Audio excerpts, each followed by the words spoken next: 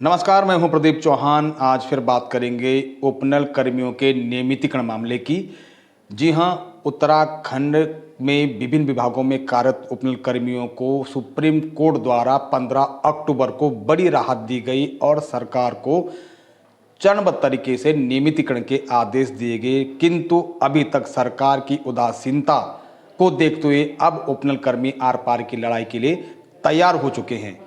आगामी 11 नवंबर को उपनल कर्मी एक महारैली के द्वारा सचिवालय कूच करेंगे, जिसके लिए अब भू कानून और मूल निवास संघर्ष समिति का भी उनको साथ मिल रहा है।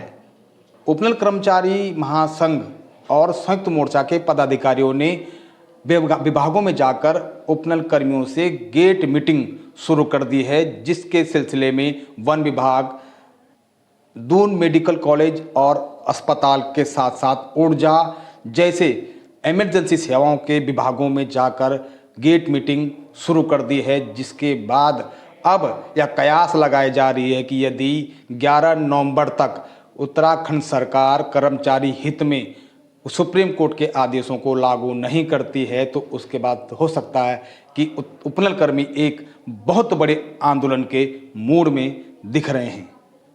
सुनिए क्या कहते हैं संयुक्त मोर्चा के प्रदेश संयोजक विनोद गोदियाल। आज जो 11 तारीख की महारैली और जो धरना प्रदर्शन का हमारा कार्यक्रम है, उसमें आज सर्वप्रथम हम फॉरेस्ट वन विभाग में गए थे। वहाँ गेट मीटिंग हमारी चली। सारे कर्मचारियों ने अपनी सहमति जताई, बोला नहीं थी इस आर पार की लड़ाई हम लड़ने को तैयार हैं और सारे कर्मचारी तन मन धन से इसमें सहयोग करने को तैयार है। उसके बाद हमारी यूपीसीएल जो हमारा यूपीसीएल है उसमें हमारी गेट मीटिंग हुई। वहाँ भी सब कर्मचारी तैयार हैं। वो भी 11 तारीख के जो आंदोलन धरना प्रदर्शन है उसके लिए सब तन मन धन से तैयार हैं। और लास्ट में हमारी जो मेन दून हॉस्पिटल है जो आपातकालीन सेवाओं में आता है, तो दून हॉस्पिटल में सारे कर्मचारी करते हुए और उनने सब ने अपनी सहमति दी कि हम जो है 11 तारीख की महारैली में वहाँ जो हमारा धरना प्रदर्शन है उसमें तन मन धन से सहयोग करेंगे। और ऐसे हमारी लगातार 10-11 तारीख तक हमारी ये गेट मीटिंग जारी रहेंगी। बड़े बड़े जो हमारे समिति के सदस्य अब उपनल कर्मियों के पक्ष में उतर गए हैं। 11 नवंबर को होने वाली महारैली में उनको पूरा समर्थन देते हुए उन्होंने क्या कहा, सुनिए। हमारे उपनल कर्मचारी लंबे समय से नियमितीकरण और समान कार्य के लिए समान वेतनमान की मांग कर रहे हैं, लेकिन आज आप देखिए हाई कोर्ट के बाद सुप्रीम कोर्ट ने भी उपनल कर्मचारियों के पक्ष में फैसला दिया है, लेकिन उत्तराखंड सरकार सुप्रीम कोर्ट के फैसले को भी मानने के लिए तैयार नहीं है। सुप्रीम कोर्ट साफ कह चुकी है कि उपनल कर्मचारियों का नियमितीकरण होना चाहिए। इससे पहले हाई कोर्ट नैनीताल ने भी यह फैसला दे दिया था, लेकिन आप देखिए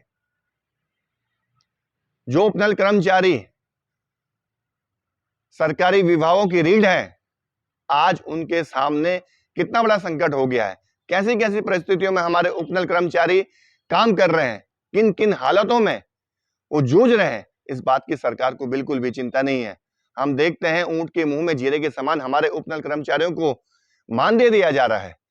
कैसे उनके परिवार के सामने बड़े बड़े संकट पैदा हो गए हैं। आजीविका का संकट पैदा हो गया, बच्चों की फीस कैसे दे पाएंगे, घर का खर्चा कैसे चला पाएंगे, ये बड़ा संकट हमारे उपनल कर्मचारियों के सामने है।